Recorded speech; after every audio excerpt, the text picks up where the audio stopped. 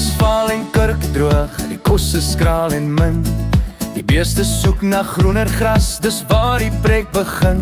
Jaco klim in sy voortbakkie, die 4x4 staan reg, want die pompe het gaan staan en die heininge is weer slag. Hy stoei met die verbindings, die water moet weer loop, met 'n tang en 'n moersleutel en 'n bietjie goeie hoop. 2 uur in die oggend hoor hy die drade sing.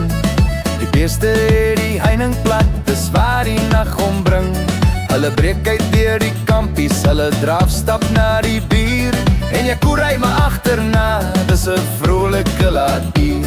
Al is sy oë nou moeg en die stof op sy gesig, bly hy die vriendelikste kerel tot die eerste môrelig. O Jaco, Jaco, die beesboer van die kol, die waterbakke wag terwyl die Ford se wiele rol. Met 'n glimlag op sy bakkies en die Ford se turbo fluit, maak hy elke pyp weer reg voor die dag se lig besluit. Hy's die koning van die kampies, hy kla nooit oor sy lot. Hy hou die water in die pype en die beeste uit die pot. Sodra hy by sy huis kom en sy stiewels wil uittrek, draai hy by die voordeur om vir 'n nuwe gat in die hek.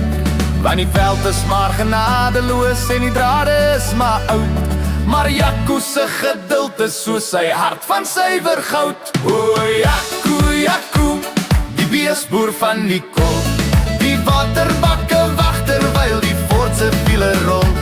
Met 'n glimlag op sy bakkies en die Ford se turbo fluit, maak hy elke pyp weer reg voor die dag se lig besluit. Hy's die koning van die kampies, hy kla nooit oor sy lot. Hy hou die water in die pype en die beeste uit die pot.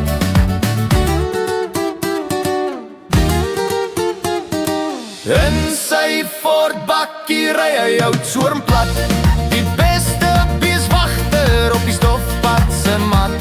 Die pompe pomp weer water en die drade hou weer styf. Jaco is die beesboer met die ritme in sy lyf. Ja, hy wag oor sy beeste met sy hart en sy lyf.